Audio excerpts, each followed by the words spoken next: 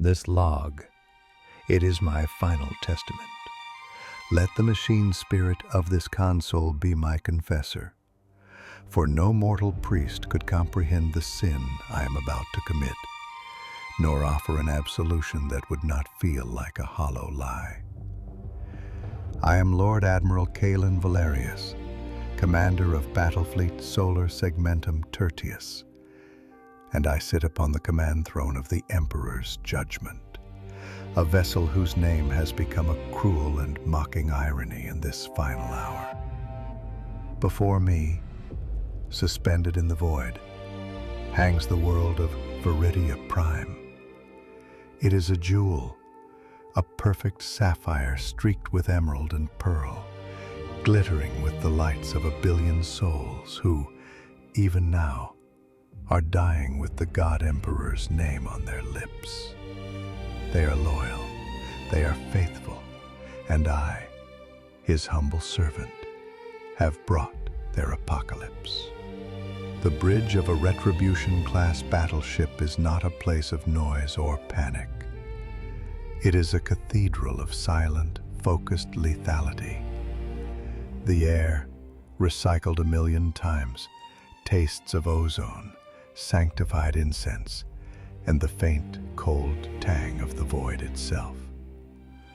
Above me, the vaulted ceiling arches into darkness, ribbed with adamantium spars thick as ancient trees, from which hang cables like the ossified entrails of some leviathan. My throne is cold iron and worn leather, its arms studded with controls that have grown smooth under the touch of my predecessors. Before me, the grand observation port, a slab of armored crystal wide enough to swallow a cruiser whole, frames the doomed world. It does not look like a place of horror. It looks like a paradise, a home. My crew move with the dreamlike efficiency of the truly disciplined. Men and women whose faces are pale masks in the citrine glare of tactical displays and holy lumen strips. They are ghosts at their stations, their voices a low, monotonous litany of reports and confirmations. Shield integrity at 100%, my lord. Cyclonic torpedoes armed and awaiting launch sequence. All Vox channels report planetary defenses have fallen. Each report is a nail hammered into the coffin of Verdia Prime. They do not look at me. They know what is coming. They are cogs in the great, merciless machine of the Imperium. And I am the hand that will engage the primary gear. They will obey, for obedience is their shield against the madness of the galaxy. I have no such shield. Command is a solitude so profound it hollows a man out from the inside. Through the primary magnoscopes, I can see the details that my tactical display reduces to sterile icons. I see the great spire of the capital, Argentus, a needle of white marble and gold that catches the light of its sun. I see the green swath of the equatorial plains, where generations of agro-workers have toiled to exceed their tithes, to send food to worlds they would never see, to fuel armies in which their sons would die. I see the shimmer of the vast oceans, the arteries of global trade and communion. A tithe-grade A+ world, a bastion of faith in a sector riddled with heresy and xenos filth. Their planetary governor, a man named Cassian, sent me a message of welcome only 3 standard weeks ago, pledging his world's complete support in our crusade against the encroaching darkness. Now, that same darkness has devoured his world from within. The logic of my decision is as cold and irrefutable as the vacuum between our ships. The reports from my Majos biologist analysts are unequivocal. The gene stealer infestation, hidden for decades, perhaps centuries, has reached its final, terrifying apotheosis. The vanguard organisms have emerged. Every soul on Verdia Prime is compromised. Their very genetic code, a ticking bomb, rewritten to serve the great devourer. The planet is no longer a bastion of the Imperium. It is a lure, a trap, a nascent biofoundry for a Tyrannid splinter fleet lurking just beyond the system's Mandeville Point. If I allow Veridia to stand, it will become a plague spear aimed at the heart of this entire subsector. Billions will die today at my hand, so that trillions may live to see tomorrow. It is the brutal calculus of command, a lesson etched into my soul with the scar tissue of 100 campaigns. I have ordered the scouring of traitor worlds, the bombardment of xenos-infested moons, the razing of heretical shrines. I have watched planets burn before. But never like this. Never a world of the faithful.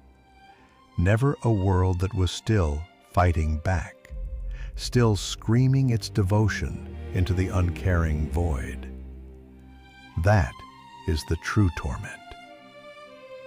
The Vox, my master of communications, a severe woman with a face like chipped granite, has filtered the channels, but she cannot silence them completely. The desperate signals bleed through.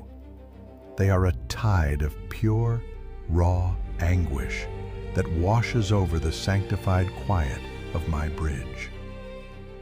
Fragments of audio, a cacophony of a world's death throes.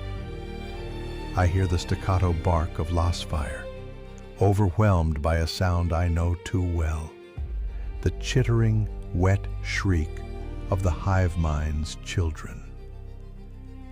I hear a priest of the Ministorum, his voice cracking with terrified faith, leading his congregation in the litany of the Emperor's protection as the walls of his cathedral are torn asunder. I hear a mother humming a lullaby to a crying child, a sound so achingly mundane it cuts deeper than any scream. I hear the final report of the Argentus PDF command, a man's voice, calm and professional, detailing his position being overrun before the signal dissolves into a wet, tearing noise, and then silence. They are still praying to the Emperor for deliverance. They do not know that the Emperor's deliverance has arrived, and it wears the livery of my battle fleet. We are their salvation. We are their doom. The two are one and the same. A tremor runs through the deck plates as the ship makes a final adjustment to its firing position. A deep subsonic thrum that I feel in my bones. It is the ship itself, eager to deliver its judgment. It feels no remorse.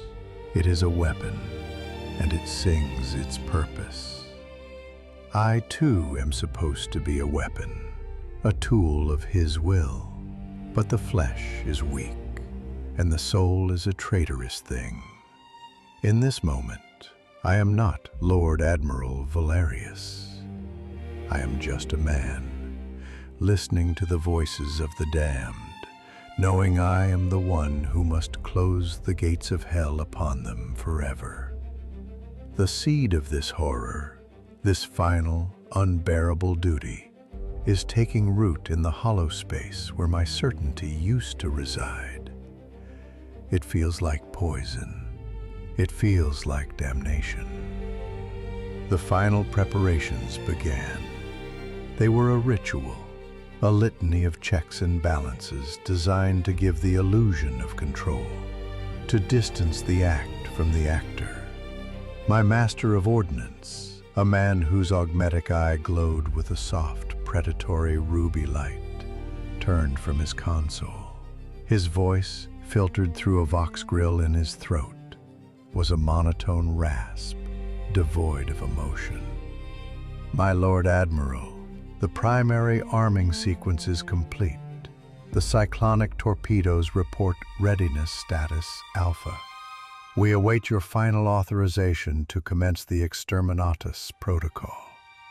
He did not say, your order to destroy the world. The language of the Imperium is a shield, forged to protect the soul from the truth of its deeds. Exterminatus protocol. A sterile, bureaucratic phrase for the murder of a billion souls. I looked not at him, but at the reflection of my own face in the dark crystal of the observation port. The man staring back was a stranger, his features carved into a mask of command, his eyes shadowed pits of exhaustion. The gold leaf on my high collar seemed to gleam with a sickly light. The aquila on my breastplate a weight I could no longer bear. Commence the final countdown, I heard myself say. The voice was mine, yet it felt as if it came from a great distance, a hollow echo from the depths of the command throne. On my mark, I, Lord Admiral. The Master of Ordnance turned back to his station. Across the bridge, a dozen other officers performed their final rites. A low, rhythmic chime began to sound throughout the ship. The death knell of Verdia Prime, marking the final 10 minutes until launch. Each chime was a physical blow, a hammer against my ribs. 10 minutes. 600 seconds. In 600 seconds, I would become a monster unparalleled in the histories of this sector. A butcher whose name would be whispered in horror, if anyone was left to whisper it. I tried to anchor myself in the cold logic of my duty. I summoned the images from the Magos biologist's reports, picked captures of brood nests in the underhives of Argentus, vox intercepts of chittering proto-telepathic communication, autoscans showing the subtle but terrifying mutations in the populace's biomass. The planet was a corpse, its flesh still warm, its limbs still twitching. But the soul within had been scooped out and replaced by the ravenous hunger of the tyrannid. To spare it would be sentiment. Sentiment is a weakness. Sentiment is treason. The catechisms of my office, learned over a century of command, repeated themselves in my mind, a desperate prayer against the rising tide of my own humanity. But the voices from the Vox wouldn't let me find that cold peace. They were a torrent of dying faith. A signal from the northern continent, from a monastery fortress of the Adepta Sororitas, cut through the static for a precious few seconds. I heard the disciplined fury of their bolter fire, a righteous thunder against the alien tide. And I heard their battle hymns, sung loud and clear, even as their voices were cut off one by one, swallowed by the wet, tearing sounds of slaughter. They died fighting, believing that their sacrifice would hold the line, that help was coming. They died believing in me. The irony was a physical acid in my throat. I was not their salvation. I was the final, absolute guarantee that their sacrifice, their faith, their entire existence would be for nothing. Their line would not be held. It would be erased from history, cauterized by my command. The chime sounded again. 9 minutes. I closed my eyes, trying to force away the image of the burning world, but my own memory betrayed me. I remembered my first command, a small sword-class frigate scouring pirate dens in the Calixus sector. I remembered the fierce, clean joy of righteous battle. I remembered the burning of the Chaos stronghold on Xiphon 4, a world so corrupted that the very stones seemed to scream in agony. I had watched it burn with a grim satisfaction, the flames a cleansing pyre. There was no guilt then, only the cold certainty of purpose. We were excising a cancer. This was different. This was not the amputation of a gangrenous limb. This was the execution of a faithful soldier who had been poisoned by the enemy, a soldier who was still trying to salute as the toxin stopped their heart. "All ships in the battle fleet confirm launch readiness," my flag captain Lyra announced from her station to my left. Her voice was taut, strained. She was a good officer, brutally efficient, but I could see the tension in the set of her jaw, the whiteness of her knuckles as she gripped the arm of her console chair. She knew this was an obscenity, but she, like all the others, would obey. Her duty was to my command. My duty was to the Imperium, and the Imperium's duty was to survive. The chain of command was a chain of damnation, and I was the final, heaviest link. The chime. 8 minutes. I found my gaze drawn back to the magnoscopes, zooming in on the capital spire of Argentus. Even from this distance I could see the chaos. The lower levels were swathed in smoke and fire. The elegant sky bridges that connected the upper spires were fractured, choked with the panicked flight of a populace that had nowhere to run. Streaks of light, las fire and tracer rounds crisscrossed the deepening twilight. A frantic, beautiful, and utterly hopeless last stand. They were fighting for their homes, for their families, for their emperor. They fought with the ferocity of the doomed, unaware that the true threat was not the chittering horror in their streets, but the silent, patient judgment hanging in their sky. My judgment. Then, the cacophony ceased. It was so sudden, so absolute, that it felt as though the universe itself had held its breath. The screams, the weapon fire, the prayers, the static, all of it vanished. A profound, unnatural silence fell over the bridge. Every head lifted from its console. Even the low hum of the ship's systems seemed to have faded into the background. "My lord," the master of communications said, her voice a hushed whisper of disbelief.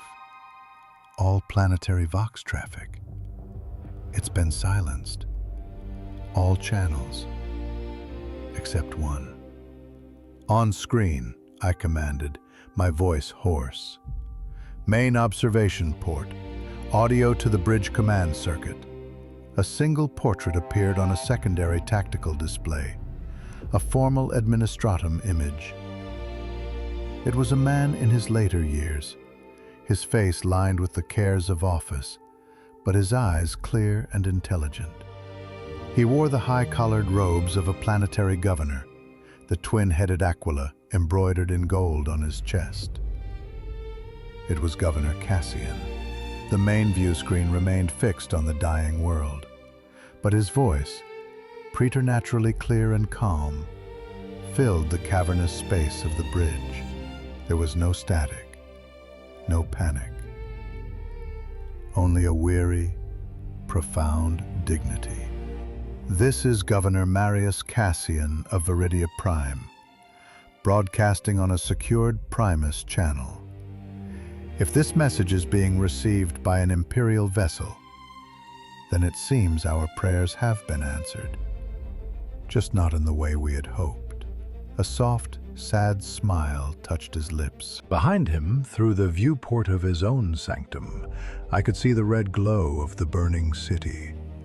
The sounds were muted, but I could hear the distant echoes of the battle he had just silenced on the public channels. He had seized control of the primary Vox array to send one final message. "I can see your ships in our sky," he continued, his voice as steady as bedrock. "A fleet of glorious retribution. For a time, we believed you were our deliverance. We held the line, waiting for your armies to descend and purge the shadow that has fallen upon us.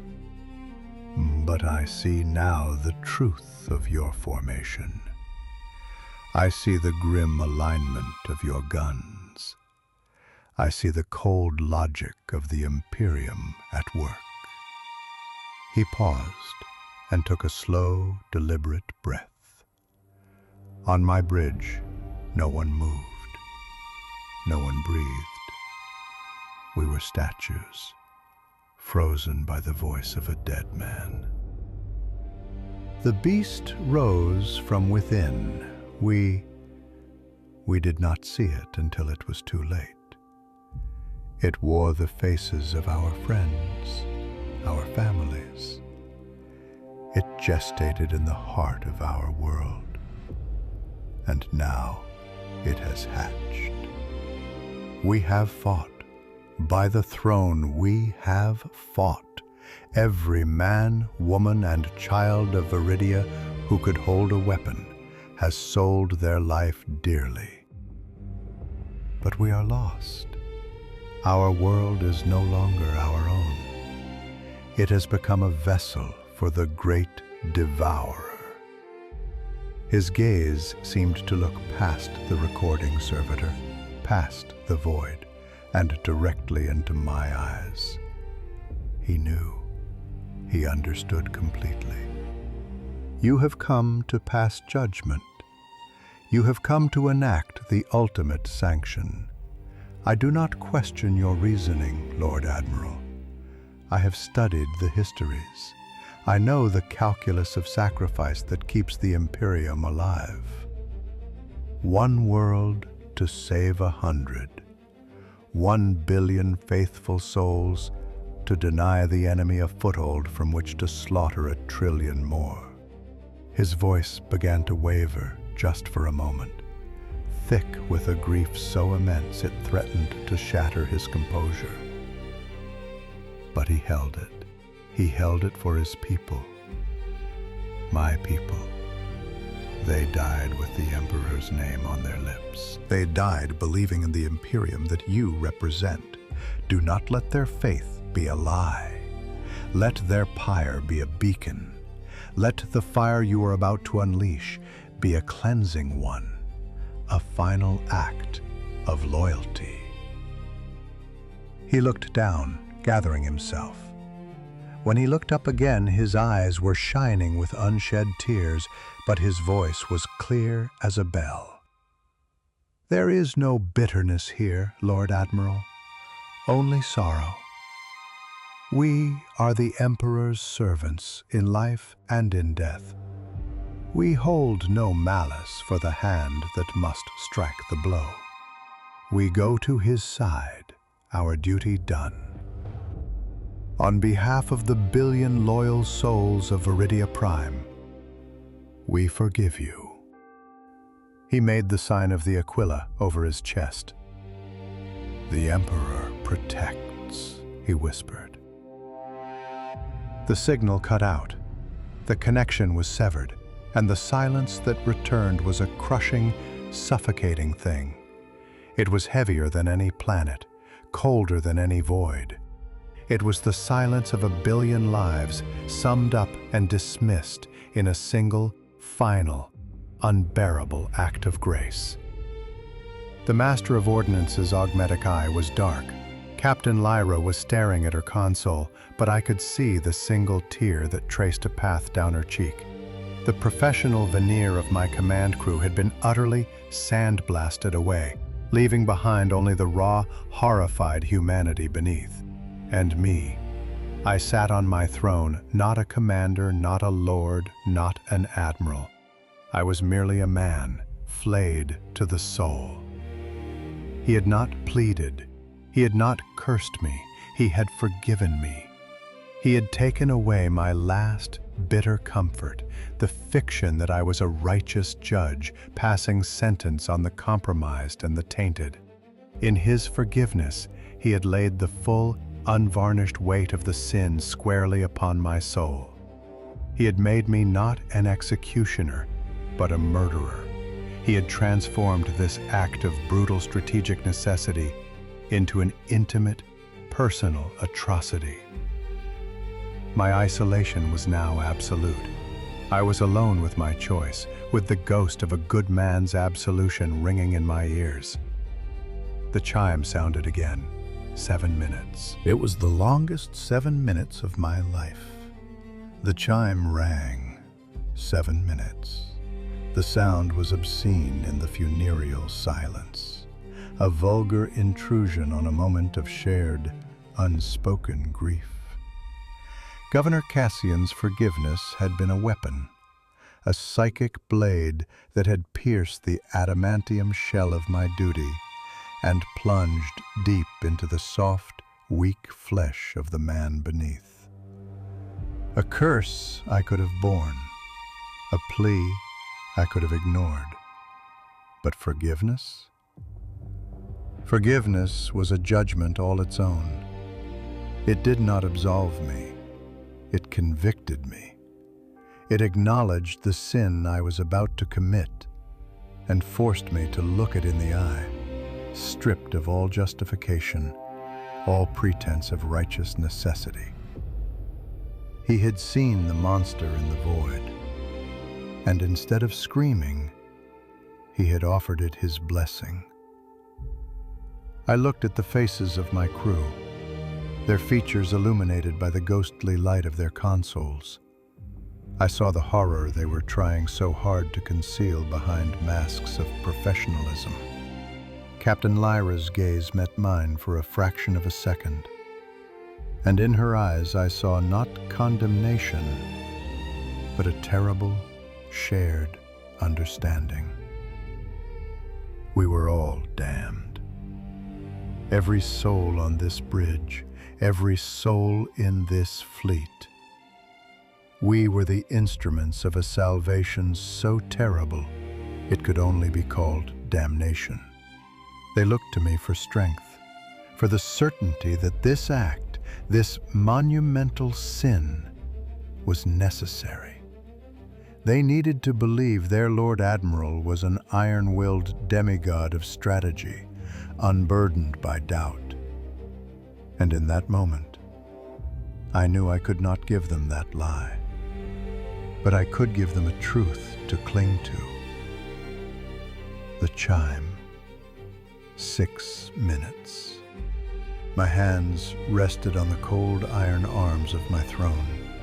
My knuckles were white. I could feel the faint tremor of the ship's plasma reactors, a constant, deep hum that was the vessel's own heartbeat. It was ready. It had no soul to trouble it. I thought of Cassian's face, the weary dignity, the unshed tears. We forgive you. His words were not an absolution. They were a transfer of burden. He and his billion souls were now free to march into the Emperor's light, their faith pure, their sacrifice absolute. They had left the weight of their world, the full measure of their murder, in my hands.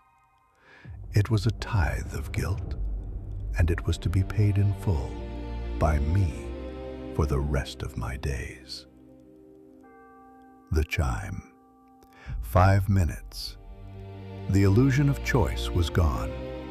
There was only the path forward, a road paved with the ashes of Verdia Prime, leading into a darkness from which my soul would never return. I had stood on this bridge for 50 years. I had given orders that had shattered fleets, broken rebellions, and held the line against the horrors of the void. I had always believed I was serving the light of the Emperor. Now I understood. To serve the light, one must be willing to become the darkness. To protect the Imperium, one must be willing to perform acts that would make a heretic recoil. The calculus was not wrong. Trillions would live because of this day. But the numbers, the cold logic, offered no sanctuary now. My humanity, the part of me that recoiled from this, was a luxury the Imperium could not afford. And so, it had to be purged. The chime. 4 minutes. I rose from my throne. The movement was slow, deliberate. The groan of my ornate armor a lonely sound on the silent bridge. Every eye was upon me. I walked to the edge of the command dais, my boots echoing on the deck plating, until I stood directly before the grand observation port. I placed my hand on the cold, vibrating crystal. Outside, Verdia Prime hung in the void, a masterpiece of creation, ignorant of the unmaking that was to come. I looked at the spire of Argentus, the place where a good man had just offered his soul and the souls of his people to preserve the sanctity of mine. A futile gesture, a noble, human, and utterly futile gesture. He called us their deliverance, I said, my voice quiet, yet it carried through the entire chamber, amplified by the bridge's acoustics. He was not wrong. I turned from the viewport to face my crew. I met their eyes, one by one. I let them see the agony in my own. I let them see that I was not made of stone. We are not here to punish this world. There is no guilt to punish. We are not here to pass judgment. Judgment has already been passed by the ravenous dark that consumed them. We are here to perform a final, terrible service. We are here to grant them the Emperor's peace, the only peace left to give. The chime. 3 minutes. They died with faith in their hearts, I continued, my voice growing stronger, harder. Faith in us. Faith in the Imperium. Governor Cassian's final act was to preserve that faith. He asks that their pyre be a beacon. We will honor that request. The fire we unleash will not be an act of anger, but an act of final, sorrowful duty. It is a price we must pay. A price I will pay. The chime. 2 minutes. I returned to my throne and sat. I felt a strange calm settle over me. It was not peace. It was the cold, hollow clarity of a man who has accepted his own damnation. The internal conflict was over. My humanity had lost. I looked at the Master of Ordnance. His ruby augmetic eyes seemed to burn brighter now, awaiting the final word. The chime. 1 minute. The final countdown was no longer marked by the tolling bell, but by the frantic pounding beat of my own heart. 60 seconds. I saw the faces of the dying, heard the whispers of the faithful, felt the forgiving gaze of the governor. They were with me now, a part of me. Ghosts that would haunt the corridors of my soul forever. The final chime echoed, long and mournful, and then faded into silence. The moment was here. Time itself seemed to stop, stretching into an eternity of anticipation. Every soul on the bridge held their breath, their gazes locked upon me. They were waiting for the word that would make them all murderers. I leaned forward, my voice a low, steady command that cut through the silence like a surgeon's scalpel. Master of Ordnance, Lord Admiral, the monotone rasp replied. I looked at the sapphire jewel of Verdia Prime one last time, committing its beauty to memory. A single, perfect image to torment me in the long nights to come. Unleash the Emperor's judgment. There was no cheer, no triumphant cry, only the quiet affirmation. I, Lord Admiral. A deep, bone-jarring shudder ran through the Emperor's judgment as the cyclonic torpedoes were expelled from their launch tubes. On the view screen I saw them, 6 streaks of cold faith, 6 silver emissaries of death, pushing silently through the void on pillars of white-hot plasma. They were beautiful. They were obscene. They did not deviate.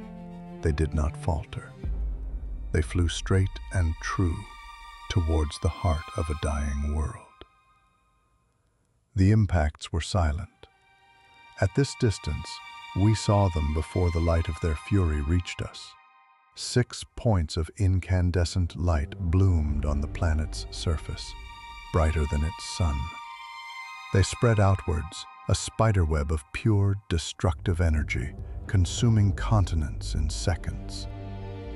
The planet's crust fractured, great tectonic plates grinding against each other, throwing up plumes of magma that reached into the upper atmosphere. The oceans, the cradle of all life on that world, boiled away into a cloud of superheated vapor. The atmosphere itself ignited, a halo of blue and white fire that wrapped the entire globe. Verdia Prime was dying. It was becoming a star. We watched as the world was unmade. We watched as 1 billion prayers were answered with atomic fire. We watched as a monument to faith was transformed into a stellar pyre. On the bridge of the Emperor's judgment, no one spoke. There were only the quiet, choked sounds of men and women grappling with the sheer cosmic scale of what they had done. I sat on my throne, a statue of flesh and iron, and I felt nothing. The fire outside had burned away the last vestiges of the man I had been. The hollow space within me was no longer empty. It was filled with the ashes of 1 billion souls. This log is complete. There is no more Kaelen Valerius, the man. There is only the Lord Admiral, a function, a weapon, a necessary monster. I am the beacon Governor Cassian spoke of. I am the fire that cleanses. I am the price of the Imperium's survival. And I will burn for eternity.